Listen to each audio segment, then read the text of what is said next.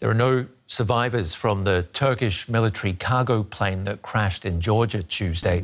All 20 people killed in the accident were members of the Turkish military. The aircraft took off from Ganja, Azerbaijan, and lost control shortly after entering Georgian airspace.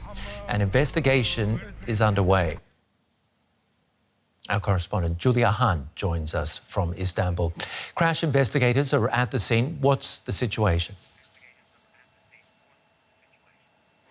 Well, a Turkish team has joined the inspections at the site of the crash of that C-130 cargo aircraft early this morning. We've seen footage of fire trucks, army vehicles in the area, which is at the Georgian-Azerbaijani border. We've seen search and rescue teams scanning the grounds. From what we understand, the wreckage is spread across an area of farmland there. Now, the Turkish Defense Ministry this morning released a list of the 20 soldiers that were killed. Their images are now being shown on Turkish television. Of course, the incident caused great consternation here, sadness, but also many question marks as to how this could have happened.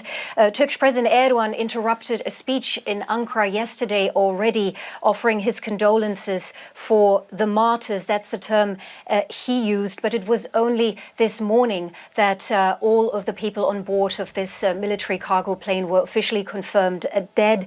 Now, you have to know, for Turkey, this is the deadliest military incident in more than 5 years and the worst non-combat incident in more than a decade. A number of countries have offered their condolences to Turkey after the crash. Azerbaijan, Georgia, Germany, the US, Russia, but also NATO's Secretary General, as Turkey is, of course, a member of NATO.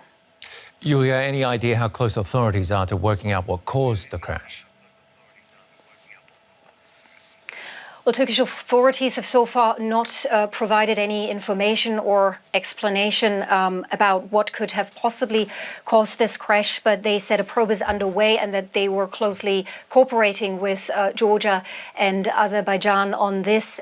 What I can tell you is the C-130 Hercules is produced by US company Lockheed Martin. It's used widely by air forces around the world. It's considered to be a pretty reliable military transport aircraft capable of operating from unprepared runways. So now there is, of course, speculation about the possible causes. Turkish officials have cautioned against publishing unverified information and have urged the public to wait for the outcome of the official investigation. But some analysts were quoted saying that the footage and the images of the crash indicate that the plane broke apart mid-flight, and they have also pointed out that Turkey's fleet of these C-130s is quite old and in need of renewal. Reportedly, that plane that crashed was nearly 60 years old, and it had entered the Turkish Air Force in 2010. And then there are some aviation experts who say that they see similarities to an incident that happened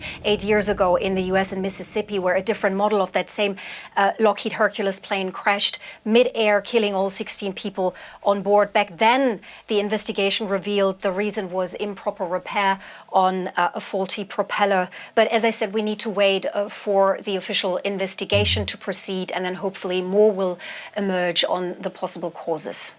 Julia Hahn reporting from Istanbul for us.